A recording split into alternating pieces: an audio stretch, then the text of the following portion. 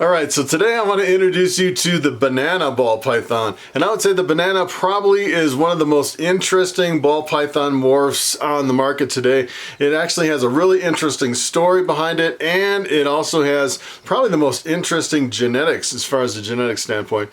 So originally the banana actually came out pretty much at the same time the coral glow came out, which is pretty interesting. It was actually two different people that discovered them. One named it banana, the other named it coral glow, and come to find out it was actually the same snake. So when we talk about bananas and coral glows, we're essentially talking about two separate lines of the same gene. They work exactly the same. As far as I know, there's really no difference between the two lines at all. They're pretty much interchangeable. And right at the beginning of the ball python craze, bananas were actually selling for $25,000 a piece. It was amazing. As a matter of fact, I saw some old videos on YouTube, and the guy's really excited. He's like, "Oh yeah, I just bought a pair of bananas for $50,000. I just couldn't believe it. And people were actually paying off mansions with snake money back in the beginning of the ball python craze. It was really extremely lucrative. And I would say probably the banana is where things kind of turned for the worst as far as the ball python industry. People were making some incredible money really easy, and then essentially what happened is you can take a banana, it's co-dominant, you breed it through your whole collection, 50% of all your hatchlings come out as bananas, which is pretty incredible, and you get $25,000 a pop. You're making an incredible amount of money. But the problem is essentially what happened is they flooded the market and the price took a really steep dive, and bananas weren't really worth that much a few years later, and a lot of people invested a lot of money and really couldn't recoup a lot of the money that they invested because the market crashed so hard. And a lot of people say, pretty much the old timers would say the ball python industry is dead, which means you can't make the easy money, you can't breed, and you can't sell four banana ball python hatchlings for $100,000 like it used to be in the good old days when we were paying off mansions with snake money. And that was actually before my time, before I actually got into ball pythons. But I know a lot of people kind of got really soured from the ball python industry because they would invest $25,000 or $50,000 on a banana and they couldn't recoup their money. But that's kind of in the past. You don't really see the craze. I would say the ball python industry is stabilized a lot more. There's not a lot of people investing a lot of money and actually losing money because the morph really crashes in price. The only thing I've really ever seen that's similar to the market crash of the banana is the scaleless head. The scaleless head, when it first came out, it was like, I think the first one, they were offered $150,000 for the first snake. And when I got into ball pythons, they were selling for $45,000. And a few years later, I picked one up for like $1,200, and now they're just a few $100. It came down really fast, and that's kind of the risk. You're playing the game of ball pythons. Sometimes, you take the risk and the market kind of tanks. But I would say, as far as the genetic standpoint, the banana / coral glow probably has one of the most interesting genetics of all the ball python morphs. And the funny thing is, it's really interesting that the male and the female gene is, as far as the offspring is concerned, is linked to the coral glow or the banana. And we actually call them male makers or female makers. So I actually have one breeder size coral glow, same thing as the banana essentially, and it is a male maker. And every single coral glow that I've ever produced from that coral glow has always been a male. It's pretty incredible. I've never produced a female from my coral glow. I don't know what Bobby's doing here, trying to be a ham in front of the camera here, I guess. Talking about a different morph. We're not talking about bamboos today. But it's really interesting. And the other really interesting thing, not only is the male and female maker whole dilemma. That's like a whole nother video trying to explain why some are male makers and some only produce males, some only produce female offspring. it's kind of interesting. But the other thing is when you actually take the banana / coral glow and you breed it to almost any other morph, I would say it is extremely dominant when it comes to the visual appearance of the snake. You can see the banana or coral glow in just about everything that you mix it with, and I would say the only thing that's really close is champagne. And the problem with champagne is you mix it with certain combos or certain genes, and you pretty much end up with a different color champagne that's pretty much completely washed out. Versus the banana, if you mix it with other genes, you can definitely tell the banana's in there because it's really dominant visual appearance, but you also keep a lot of the pattern and the color and sometimes even the contrast. I would say it's definitely one of the better genes on the market as far as combos.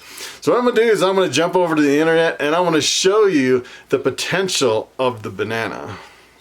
Alright, so I'm going to jump over here on the world of ball pythons and I want to show you what a banana looks like. And the funny thing is actually a young banana looks quite a bit different than an older banana. So if you take a look at this, this is what an adult banana looks like. It's pretty much yellow with kind of these orangish lines through it, and a lot of times it has freckles. Sometimes it has a lot of freckles, sometimes they don't really have that many freckles, and it's interesting when they're young they actually don't have any freckles. But here is an example of a young banana ball python. It's essentially the same as the coral glow. As a matter of fact, when I bought my coral glow, I was actually looking on Morph Market for the one that had the brightest colors of all of them. And actually when I got it, it was, I'd say, a few months older than the picture that was posted on Morph Market. And when I got it, I was like, wait a minute, did you ship me the wrong snake? This does not look like the snake on Morph Market. And they go through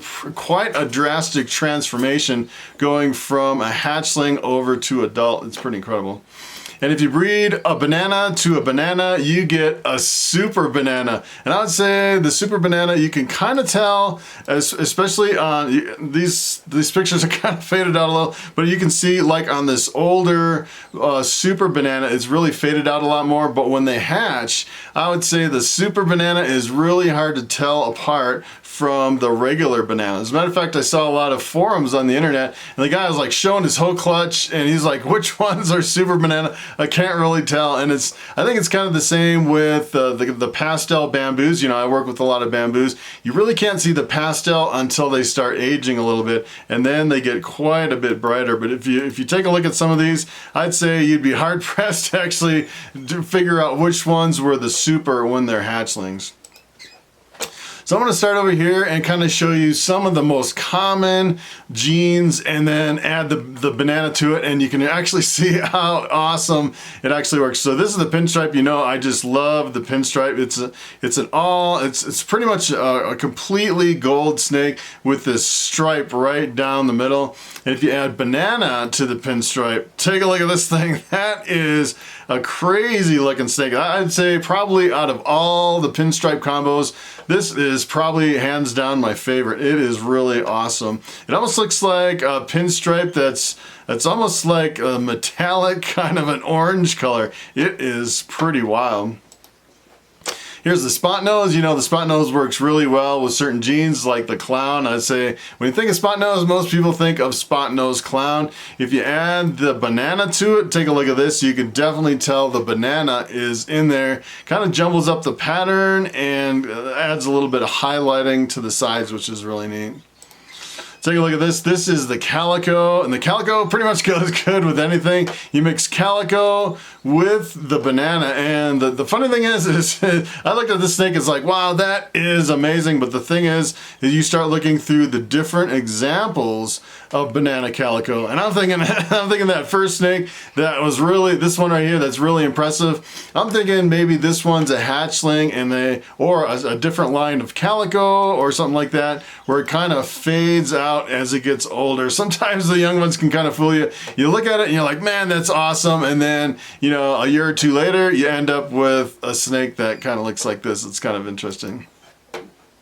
Here's the pastel. You mix the pastel. The pastel is essentially gives the snake a yellow color. Sometimes will jumble up the pattern. Sometimes it reduces the pattern as well. So the pastels can be pretty variable. Actually added into the banana, you can see there's a definite influence there, and you can see on some of these older ones, I'm thinking a lot of times it's really dramatic. You can see it on the hatchlings, and then as they grow up a little bit, sometimes it gets a little faded out in some of these. Here's the fire. The fire is really interesting. I actually produced my first fires this year, and the fire, you breed two fires together, you get an all-white snake with black eyes, the super fire. If you add the banana to the fire, look at this, you get, it's pretty interesting snake. It's the fire is kind of a lightning gene when you mix it with other morphs, and you can definitely tell it's washing out the banana, definitely lightens it up quite a bit. So this is Enchi, and the funny thing about Enchi is typically known as a pattern reduction gene. It reduces the pattern, but a lot of times if you mix it with the right genes, it'll actually increase the brightness and the contrast and the intensity and bring out a lot of color too. It's another kind of a characteristic of the Enchi. You mix it with banana, you can definitely see that it kind of has these little highlights through the top of the snake. I thought that was kind of interesting. In all these examples, it seems like it has these little kind of a white spot on the top. I'm thinking in a lot of these, it might be hard to pick out some of the genes because, you know, everything you've seen so far, you could definitely tell that as far as the visual appearance, the banana is really visually dominant on a lot of these combos. Here's the Mystic. The Mystic is kind of interesting because it's considered to be in the blue-eyed leucistic, and if you mix banana with the Mystic, you get a really interesting combo. I'd say this is probably one of the most interesting combos from the banana, especially if you're looking for something that'll darken up the banana. And you're always thinking about what can I layer on top of banana and make it dark at the same time. I would say a good starting point, it would be actually adding Mystic to the banana and then adding something on top. And you've probably seen the pieds. I'd say pretty much everyone that has been in ball pythons, this is actually the first gene that really started the whole craze in ball pythons was the pied. The pieds really just kind of fired everything up. People saw the pied and they were just like, that is so amazing. I need to have one. These were actually selling for like $25,000 when they first came out. But the funny thing is when these came out, this is actually a recessive gene. So it takes quite a bit longer to actually produce more pieds. And I remember when I bought my first pieds, the het pieds were selling for $2,000. It was pretty incredible. And now you can pick up pieds for, pieds are pretty reasonable now. And if you mix the banana with the pied, I remember when I first got into ball pythons, the banana pieds were just too outrageous. I had to actually pick up my Coral Glow 100% het pied. I think I paid like $1,200 because the Coral Glow pieds were just so outrageous. I could not afford one. It was pretty incredible. Now I can actually afford, I think they're about $800 the last time I looked for a banana pied or Coral Glow pied. So this is the Mojave, and I would say the Mojave is definitely the bread and butter of the ball python industry. There is a lot of Mojaves out there. It's in the blue-eyed leucistic complex. And if you mix banana with Mojave, you get an interesting looking snake. You can definitely tell that the Mojave's in here. So the Mojave usually reduces the alien heads to like the keyholes. You can definitely tell it's faded out quite a bit and the colors changed quite a bit from just the regular banana. Here's one, the spider, and the spider is usually really dominant. I'd say there's some controversy over the spider. A lot of people kind of shy away because it potentially has a head wobble or stargazing. I actually produced my first spiders this year too, and I can see in some of them they're getting a little bit of a head wobble, not too bad. They can get around pretty good. I don't have any crazy head wobbles. I would say this pretty much is a standalone morph. The spider is hands down one of the most impressive. I'd say probably on par with the bamboo. If it wasn't for the head wobble, I'd say the spider and the bamboo would be head to head. This is what happens when you mix the banana with the spider. You get a really awesome combo. Take a look at that. That is that is pretty amazing. That it almost seems like you get a spider with the extra color of the banana. It is pretty amazing. And here is an example of an adult. Even as an adult, it still is a really impressive snake. Here's the lesser, and I would say the lesser is another base gene. It's probably one of the most popular genes on the market. The lesser is part of the blue-eyed leucistic complex. I actually have 2 big female lessers that I use as breeders. It's pretty awesome. Here's what happens when you mix the bamboo with the lesser. You can definitely tell that there's an influence of the lesser in there. It's almost like they're fighting for dominance. It almost looks like a slightly different colored lesser because you have the influence of the banana in the lesser. So here's the clown. The clown is another recessive gene. I would say the clown and the pies are probably some of the hottest genes on the market. A lot of people are getting into these projects, especially because they're recessive. They're kind of long-term projects, and you just can't breed, you know, something through your collection like banana and make tons of them. You have to actually make the hets first for recessive, then breed the hets back together to actually get the visual clowns. Here's what happens when you mix banana with clown, and I would say this is probably one of the best combos. I really love the banana clown, and I've seen some really impressive combos adding more genes to the banana clown. I'd say this is actually one of the projects I got into. This is really impressive. This is the bamboo. This is like Bobby around my shoulder at the beginning of the video. This is, I'd say these are pretty polymorphic. There's quite a few, you know, different varieties of bamboo. Some are really reduced in pattern. Some have a really busy pattern. Here's what happens when you add the banana to the bamboo. And this is really impressive. There's only one picture here, but if you can really look at this, I'd say this is really close to the banana spider. It almost looks exactly the same as banana spider, and this is probably I'd say one of my favorite morphs, the banana bamboo. So here's the GHI. The GHI is a darkening gene. You mix it with a lot of genes, you get some really impressive combos. Sometimes you get really unexpected results with the GHI depending on which gene you mix it with. Here's what happens when you mix the banana with the GHI. You definitely get a darker snake. So this is a really interesting combo. I actually really like the banana GHI. You can definitely tell on all these that the banana is really dominant. There's pretty much no question as to whether there's banana in the offspring. When you're going through your hatchlings, you either know or you don't know if there's banana. And some of these morphs like yellow belly, you can't really tell. And a lot of times you need expert opinions to figure out if there's certain genes in the mix.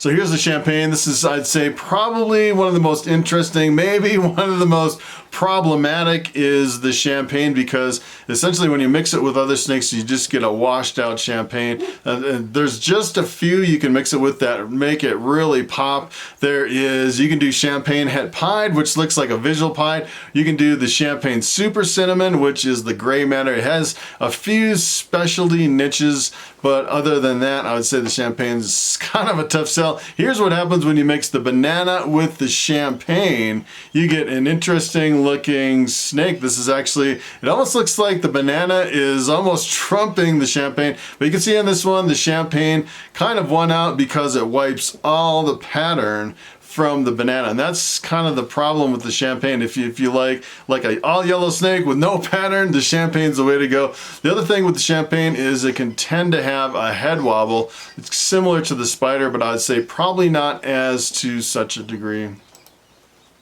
Here's the cinnamon. The cinnamon is another dark morph. It's co-dominant. You can actually get a super cinnamon, which is an almost black snake, which is probably the only way you can really get a super black snake. And here's what happens when you mix the banana with the cinnamon. I really like this. This is really impressive. It's probably the only really darker banana that I've seen that has a lot of pattern in it. It is pretty impressive, the banana cinnamon. So I came over here to kind of, this is a morph market over here. And as a matter of fact, if you haven't been to morph market, there have been over 100,000 ball pythons listed on morph market. This is the place to be if you want to check out snakes. But the thing is, you have to kind of take it with a grain of salt because some people can actually misidentify some of their combos, which is always kind of an interesting. So if you look over here at the total number of snakes for sale, there's actually 13,000 ball pythons that are currently for sale over here on morph market. And I kind of wanted to show you just some of the potential combos that you can make that aren't actually included in some of the previous stuff. So this is kind of the high-end stuff that I picked out of morph market. And this is actually a banana clown pied. So this is the banana pied with the clown on top of it. It is probably one of the most interesting combos that I've seen. This is kind of the cutting edge stuff with the banana combos over here. So take a look at this. This is the banana clown leopard enchi, and you can definitely tell with the clowns there are some dramatic effects with the banana. You start mixing it with the right genes. That is a really awesome snake. Here's another one. This is the Orange Dream banana, and het puzzle, you really can't tell the hets in the visual, but you can definitely tell that the Orange Dream really enhances the color of the banana. That might be a good way to go for some really awesome snakes. Here's another one. I can say the picture on this, I'm sure doesn't do this justice. I'm sure it doesn't really have the right exposure here, but you can definitely tell the Super Orange Dream is a really super bright and contrasty snake. You put banana on top of that and that thing looks really crazy. This is probably something I'd be interested in if it wasn't so expensive. This snake is actually $3,000, a little bit out of my budget at the moment. And this one is actually one of the most impressive snakes that I've seen, actually, with the cinnamon and the clown and the banana together. So you're talking about dark snakes and mixing dark morphs together to get a really impressive snake. This one is probably one of the most impressive dark bananas that I've seen. So here's another one, the banana clown leopard, and you know, it seems like the banana works really well with the clown, and the leopard is kind of like the king of combos. You mix the three together and you get a really impressive snake. And then there's two more snakes at the end I wanted to show you because I actually bought these two snakes this year and they both have banana in the mix. So take a look at this one. I actually just recently put a deposit on this snake and I'm supposed to get it here in a few weeks. This is going to be my powerhouse breeder that I'm going to breed through all of my females probably next year because it's still a hatchling. This is actually the pastel calico banana enchi butter yellow belly ball python. 6 genes in this combo. It is pretty amazing, and you can, on top of all those genes, you can still see the banana coming through, which is pretty impressive. And here's another one I actually bought. I've been feeding this one. It's getting pretty chunky. This is my banana enchi clown male, and this thing is insane. I've never seen any snake like this. I was like, I have to have this snake for my clown project. And I actually have 2 visual female clowns. One is a regular clown, the other one is a lesser clown, and I'm definitely going to pair him up probably maybe this year. He's getting close to the 500 gram mark. I might actually try to pair him up with those 2 clown females here in about a month. All right, so it is time for the question of the day, and Amber Grubbish asks, what ball python morphs are in the highest demand right now? And that is a very good question. As a matter of fact, everybody's looking for that snake that they can breed that will sell really good at the shows. And I would say pretty much ever since the very beginning when I started breeding ball pythons, there have been 2 that have been really good sellers that a lot of people are looking for, and I would say those are the pieds and the clowns. And both of them are recessive, so the other option is a lot of people come up to my table and they're like, hey, where are all your het pieds? They want to get in, into the pied project, but they don't want to really spend a lot of money. And a lot of times people will just pick up the hets for the pieds of the clowns and then grow them up over the years and then breed them back and get the visuals that way. And I would say pretty much what sells the best for me at the shows, I would say other than the clowns and the pieds, are the albinos, the visual albinos. Probably one of the most stunning snakes, and they're pretty reasonable now. I think I've been selling them just for, $200-300 for a visual albino, so it's a really reasonable snake. And I would say you can produce some higher end stuff, but it's really cool. A lot of people want to look at it, but not a lot of people really want to spend more than a few $100s on a morph. And I'd say other than those, probably the thing that sells the most, the number one, hands down, the one snake that sells the most on my whole table are, believe it or not, normals. Normal, classic, wild type ball pythons. You know, that is the cheapest snake. And as a matter of fact, when I first got into ball pythons, I had all these normals. I was like, all right, I'm thinking maybe I should wholesale my normals. Went to my first show and it was like normal after normal after normal. I was just selling them left and right until I was completely out of normals. And people are always looking for the cheapest snake. And then besides that, I would say pretty much the single gene, the common morphs. From there, I would say it's the pinstripes, the lemon blasts, the pastels, the lessers, the Mojaves, all the stuff like that. People can pick them up pretty cheap, add a new gene to their collection, and those are always really hot. So that's pretty much it. Thanks for watching, and I will see you next time.